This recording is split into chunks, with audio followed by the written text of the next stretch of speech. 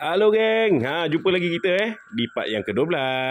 So untuk part yang ke-12 ni okay, aku nak tunjukkan korang proses aku besarkan gate di hadapan rumah ni. Sebelum ni gate ni saiz dia 14 kaki. Jadi aku nak jadikan dia 17 kaki. Jadi aku kena pecahkan tembok yang lama tu lah. Kan kita hack semua ni, kita kena buang lah. Selesai je aku buang semua tembok lama tu. Okey, sampah batu tu semua aku dah buang. Okey, kita galikan lubang lah. Lubang untuk tapak gajah untuk tiang ramen yang baru So aku dah ikatkan besi Y12 ni. Adalah bawah batang tu kan. Untuk kita buat kerja-kerja konkrit lah. Konkrit juga tapak walaupun dia pendek kan. Walaupun kita kena konkrit jugalah supaya tiang kita lagi kuat. Saiz tapak gajah tu lebih kurang 1 kaki kali 1 kaki kali 1 kaki macam tu lah. Okey, kemudian kita bancukan kita punya konkrit. Dan kita curahkan lah. Kerja meroboh tembok lama tadi lebih kurang 1 hari lah 2 orang lah, manpower kita 2 orang. Lepas tu kerja menggali lubang dengan konkrit ni setengah hari je. Setengah hari dengan kekuatan 2 orang jugalah. Aku dengan kawan je lah Untuk jalan masuk pun kita kena buat konkrit slab juga. Okey, supaya senang lah kenderaan kita nak keluar masuk kan. Dah roboh-roboh terlupa nak beli tiang So aku pergi beli tiang dulu lah dekat kedai. Bawa sendiri je pakai aku punya kereta. Harga satu tiang ramen ni dalam lebih kurang 130 lah satu So aku beli 2 lah.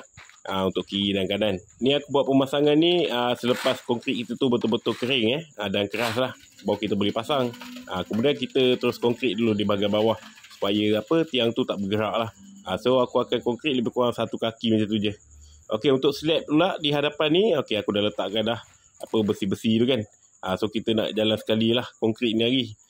1 hari kita ikat bata merah aku pun dah beli. Dengan kita buat kerja konkrit sekali lah.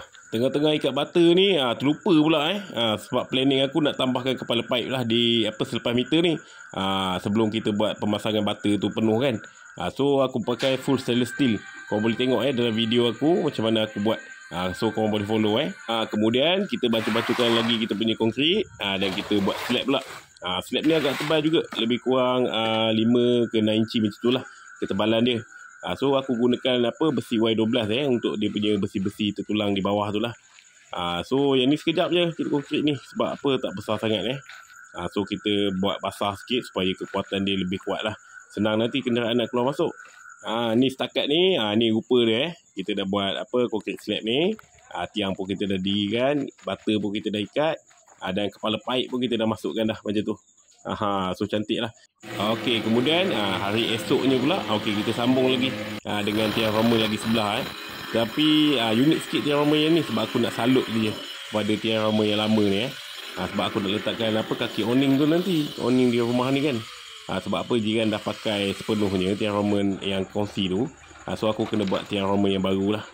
So aku potong, marking, potong dan terus sarung je. Dan kita buat kerja-kerja konkrit lah lepas tu. Ni rupa dia lepas kita dah buat kerja-kerja konkrit separuh lah. Biasa aku akan konkrit separuh. Okey, sebab nanti aku akan pakai folding gate So beban dia tak kuat sangat lah pada tiang ramen ni. So ni rupa dia kan. Okey, macam mana? Cuma tak? Kemudian kita nak tutup pula. Okey, di kawasan yang ada tanah sikit ni. Aku cuma biarkan sikit je. Okey, kawasan yang bertanah untuk tanam pokok. So aku dah setting dah pipe-pipe siap-siap. Okey, supaya akan datang nanti aku dah letakkan siki basuh tangan kat situ. Jadi aku dah tanam pipe dia siap-siap. Letakkan juga BRC. BRC ni aku ambil BRC GI je ambil kat bengkel je, free Okey, lepas tu kita terus buat kerja konkrit lah.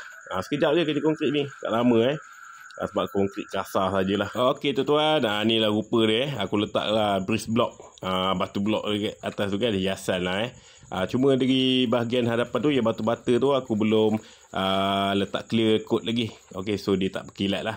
Nantilah kemudian aku letak. So ni lantai kita dah buat tadi. Okey, ni di bahagian belakang, pandangan belakang kita boleh tengok. Mungkin kat situ aku tanam pokok sikit lah kan. Letakkan siki air kat situ. Okey, jalan masuk dah siap. Tiang sebelah pun dah siap. Okey. So okey lah. Okey, boleh tahan luas juga aku rasa. Lebih kurang 17 kaki macam tu bukaan gate. So sesuai lah untuk 2 biji kereta keluar masuk kan. Okey, so aku rasa itu saja perkongsian untuk kali ni. Kalau korang nak tengok lagi apa aku buat di rumah Saksin ni, okey, korang jangan lupa follow lah. Follow dan tunggulah di video yang seterusnya.